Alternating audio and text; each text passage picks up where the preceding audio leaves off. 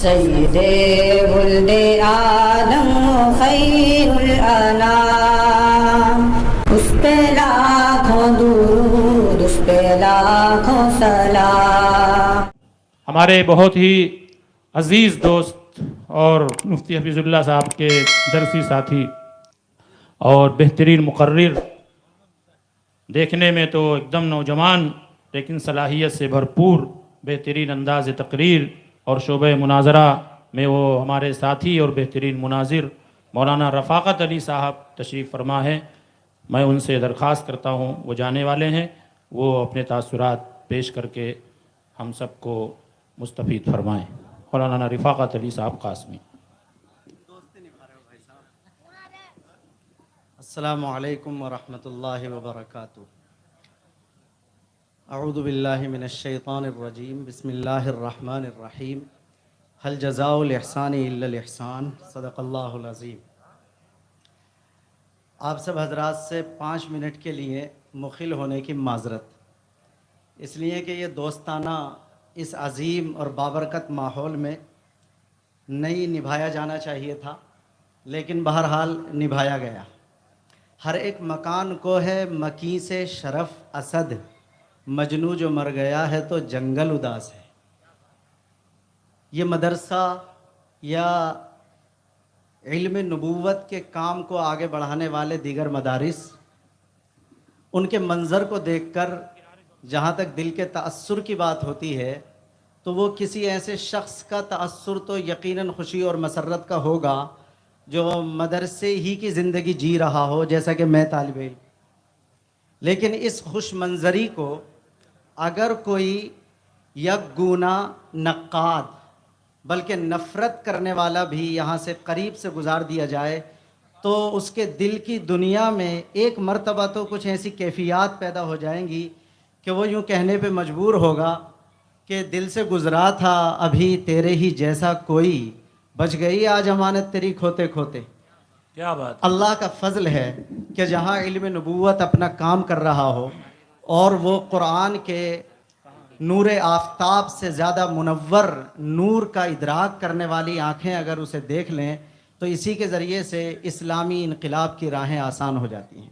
میرا تاثر یہ ہے کہ مدرسہ اپنی عظمتوں کے اعتبار سے تو بہت بلند ہے، لیکن آج اس مدرسے کا جو غائبانہ ذکر اپنے دوستوں سے سنتے رہے، اس میں تھوڑی دیر کے لیے یہاں حاضری کا موقع میسر آیا تو پتہ چلا کہ اگر اسٹیج پر تشریف فرما یہاں ملت کے خدمات کرنے والے اکابر علماء ایک اعتبار سے اپنا دل قربان کرتے ہیں تو یہاں علاقے میں رہنے والے مسلمانان بھی جواب میں احسان کا بدلہ شاید جواب احسان ہی سے دیتے ہیں۔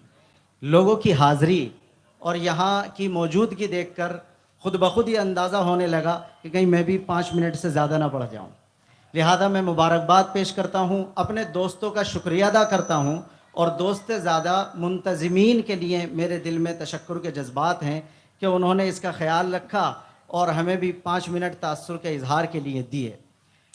اللہ تعالیٰ مبارک فرمائے، خدمات کو قبول فرمائے اور نئے انقلاب کی تمہید بنائے۔ دوسری اور 2 منٹ کی بات میری یہ ہے کہ مدرسہ اللہ کی کتاب قرآن کی چیز ہوتی ہے تو میں اس میں حصہ ڈال دوں کہ ایک موقع پر اللہ کے نبی صلی اللہ علیہ وسلم نے فرمایا کہ فتنے آ رہے ہیں، تو صحابہ کرام نے سوال کیا کہ ایمرجنسی ڈور کیا ہوگا، فتنوں سے نکلنے کا راستہ کیا ہوگا؟ اس لیے کہ صحابہ کسی چیز کی ویسی حقیقت میں نہیں جایا کرتے تھے، اپنے بچاؤ کو معلوم کیا کرتے تھے۔ صحابہ نے پوچھا نکلیں گے کیسے فتنوں سے؟